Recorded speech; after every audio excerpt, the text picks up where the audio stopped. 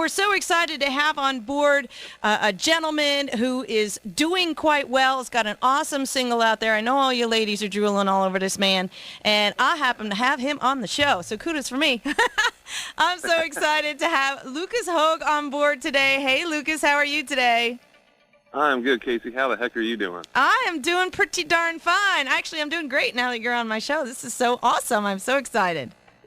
Good. I am too. I'm glad we could make it work out. Yeah, man. I mean, you have a lot going on, and I know we're a little tight on time. So let's get right down to some business here, because I know we want to feature your new single that's out there. We want to talk about that a little bit. But for the sake of some of my listening audience, can you give us a quick synopsis of where you come from and, how you kind of got to where you're at? I mean, you kind of have an interesting background with some sponsorships and stuff. And I love my Cabela's bucks. I'm just going to throw that in there. Oh, yeah. So give us a quick, who's Lucas? Where'd you come from? How'd you get where you're at? Yeah, absolutely. Well, I grew up in a very small little rural Nebraska town right on the Kansas-Nebraska line, a town of 44 people called Hoge, Nebraska. And it's so small. I mean, literally, there's probably like 30 people that live there now, I think. Wow. But, yeah, I grew up just, loving music and started playing drums at a really young age, and then realized that a guitar was a heck of a lot easier to carry around than a whole bunch of drums. So I learned how to play guitar. Started singing all over the place, and I had 3 bands going just as I was graduating high school. So I had a Christian worship band called Extreme Devotion, and then I had a country rock band called Southern Cross, and then I had a country band called Borderline. And it would be like a Thursday through Sunday. I would alternate playing those bands every single week, and we just loved it, And it came to the point where when I graduated high school, and I asked everybody in the bands that if anybody wanted to go to Nashville, I'm headed out, and nobody wanted to go. What? I took off. Yeah, I know. I took off on my own, and I threw a big concert before I left for the county, and everybody came together, and they donated like $2,500 and threw it in my pocket and said, "Hey, man, take off." And I've been in Nashville ever since, trying to make it happen, and it's finally happening. That's awesome, and in a big way. Yeah, it's been really great. I mean, I've got great sponsors. I'm actually out here in North Carolina for one of my sponsors today. Cabela's. They're so great. The people behind the brand are even cooler than the brand, if that's even possible. So I'm excited to hang out with these guys, and they're sponsoring the tour, and we've got tons of great stuff that we can do with radio, and it's just really doing great. Now I have to ask you. You mentioned that Cabela's is a big sponsor for you, and they're working. You guys are working together. But how does something like that happen? I mean, it's not like you're going to walk into the local Cabela's store and start singing in the lobby and going, "Hey, I need sponsorship money." Yeah. I mean, maybe that's how you did it. I don't know. So it might have gotten some attention. Yeah. No, the way that kind of came about. I mean, even when I was in high school, I was like, man, I hope I get to do something with Cabela someday, a hunting show or something, because I was into that, still am into hunting and everything, and we're working on shows right now. But, I keep calling my friends, and some of my friends were like product guys, and one of my buddies, Kevin Hotwood, actually designed personalized pontoon boats that like the CIA and the FBI use for recovery and things like that. And they actually sold some of those boats in Cabela's.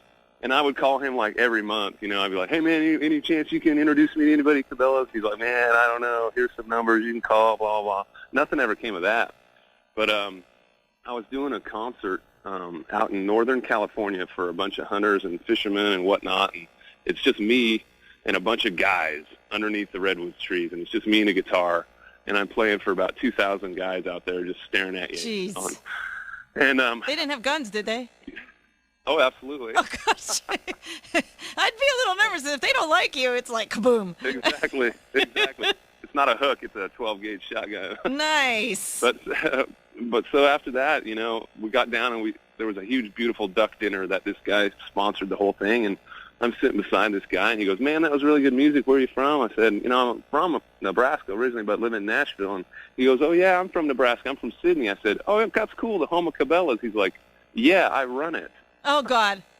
Whoops. I know. I was like, "Oh, you don't say." Oh, come on. You're pulling my leg. Really? Come on, dude. You want me to believe that? Really? Exactly. It's exactly how it happened, and I was just like, holy crap. So we struck up a great friendship, and it was just awesome. About 3 or 4 years down the road after we had gotten together, and he was like, man, if you got any ideas you want to start pitching me for sponsorship-wise or anything that we could co-partner on, please feel free. And, man, it was just off and running after that. That's pretty cool. Yeah. That's a pretty neat story.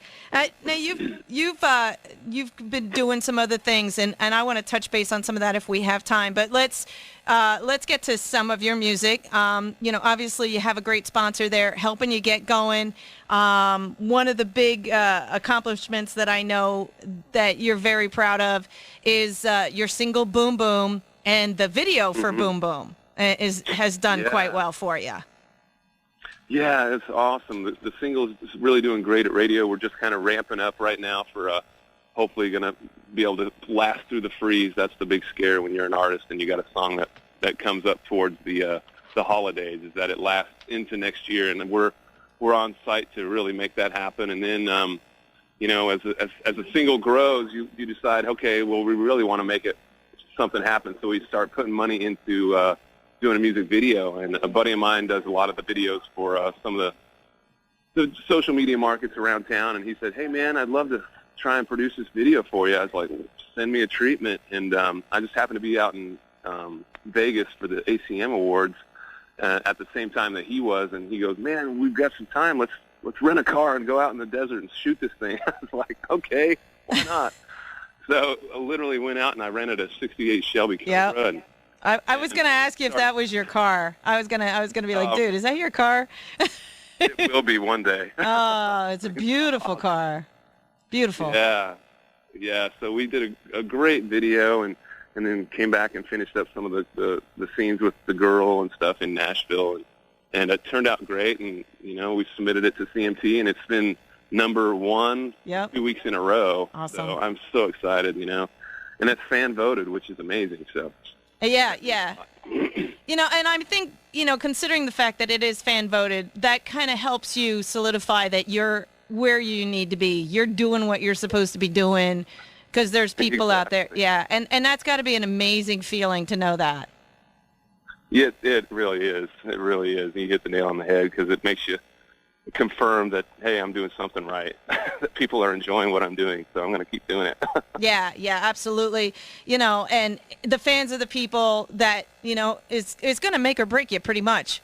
You can have all the money in the world backing you up, but if people aren't going to want to listen to your music, you're in a tough spot, but you've got it covered. Totally. That's awesome. If you ain't got your fans and you're not playing for your fans, then you're not going to have much of a career. Yeah. So let me ask you now, I know you didn't write the song. You didn't have any part in writing the song, or were you a co-writer to it? No, I did not have any part. Okay. At all. So I know the writers; they're fantastic. So how did that? To be able to. How did that song end up in your lap? Why did you pick Boom Boom? Yeah, well, as a singer and a songwriter, artist, and whatnot, and you decide to put an album together. You go in the studio, you find the producer that you're looking for, and me and my producer sat down, and we're scamming through my catalog, trying to get, the cream of the crop that I've been writing with some great people. And then as an artist as well, you got to kind of look past the songwriting of your own and not be so reserved as to say that, oh, they all have to be my songs, because there's so many great songs out there that'll never get heard by songwriters that don't sing, Mm-hmm. And so he was pitching me a bunch of stuff, and I just fell in love with this song. And it was actually pitched through the label to the female artist that's on my label as a female song, and I fell in love with it so much. He goes, hey, hold on a second, I think I've got a male version, and it just blew me away. So I was like, yeah, I definitely want to do this song. And we took it and kind of made it my own, and now the finished product is what it is, and it's really reacting, so I'm excited about it. I love it. I love it. Thank you so much. I mean, that's a song you gotta like. I mean, just the way the beat is, and it's just kind of all warm and fuzzy in there, and right. And you did a great job on it. I mean, I could see. I mean, in concert, you're gonna do that live. Everybody gets all crazy. Absolutely, man. It's so much fun. It's a fun, cool beat. It's mixed between a reggae beat and a beachy feel with country undertones. So it was fun so much fun in the studio. Yeah. I wish I would have recorded the drummer when he was back there. I think he ended up like ripping his shirt off and like going crazy. So it's pretty funny. Oh my gosh. And I have to say that, so the video though, I mean, come on, that's pretty damn sexy. You got a suit on, you know. I mean, who did you come up with that whole concept of the car and the suit and the whole kind of storyline? Well, see, yeah, kind of. The producer of the video, he came in, he had this treatment where he just wanted to be kind of the suit and the car in the desert in Vegas, and that's it. Uh-huh. And then we did the first kind of cut of it, and I was like, it's kind of detached, you know. And then I threw the storyline of this guy and the girl, and then at the end, you know, to tie the suit in with the marriage proposal thing, I kind of added that all in to kind of bring it all to fruition. And I think it added a lot to the concept. So that's what made the cut. Right, right. Well, I'll tell you, it's pretty awesome. I liked it a lot. Thank you. Thanks. You know, so you've got a couple other tunes out there. What I like to do is try to feature one or two more other songs, and we could do this, you know, after I cut you loose. But real quick, Sure. your new project that you have out there. Mm-hmm. You got some other songs on it. I have like Flip Flops, Give a Damn, and I'm not even sure how to say that word. Halabella. I'm going to let you say it. Alabama-luya. Yeah. Okay. Out of those, which other ones would you think would be good for me to feature here? Alabama-luya is a very good one. But I think Flip Flops is great because everybody's kind of missing summer already. So Yeah. maybe you should throw summer back in their face. Now, where do these are these your creations, co-writing, not your creation? Yeah, I wrote Flip Flops with a good buddy of mine by the name of Jeff Wood. Okay. And we were sitting there in the writing room, and he had this he was just thinking, he's like, man, I've just got this idea about writing a song about flip flops, and I was playing this little melody going on, and he said, I just don't know where it's going to go. I was like, well, why don't we write it about kind of like my life story, you know, where I had never seen the ocean until I met my wife, and it was 5 guys on a 2-day drive. I'm like, why don't we talk about that? He's like, oh yeah. We wrote this thing in probably less than an hour, and it was so much fun. And then when we did the video of that one, it was pretty cool because I was actually on the West Coast out in California, and we needed a sunrise. And so they flew me to the East Coast to do the video on Daytona Beach. And when we get there, the producer of the show had not gotten any permits to do any kind of video on the pier, on the beach, or anything. So we're like doing all this undercover, trying not to let anybody see us. And we needed a bonfire on the beach. So we had to wait till, you know, in the evening, and I'm like, well, let's just go for it and see what happens. And as soon as we threw the match in the bonfire, up drives the game warden on her four-wheeler, and she's talking to all of us, and she goes, so what are you guys doing? And I don't know what came over me, but I said, student film. And she goes, oh, perfect, see you guys. And she just drove off. Wow. Nice. Pretty great. I don't recommend lying to anyone, but hey, I had some students in the film. Does that matter? No, there you go. I mean, it's a little stretch of the truth, but you know. Right. And it produced something that's really cool. And it's kind of interesting because, say at some point this girl's a country singer fan, and she recognizes her, like, it's like, man, I remember talking to a couple guys about a bonfire. I mean, that'd be pretty cool. That'd be pretty cool if she makes a connection. That'd be pretty awesome. Exactly. All right, well, we'll do Flip Flops, and then the other one that I gotta know what I can't say it. I gotta know what the Halabella whatever. Alabama-luya. Yeah, that one. I mean, these are just great stories. What is that? Who came up with that word? Alabama-luya came. It was co-written with Sam Hunt.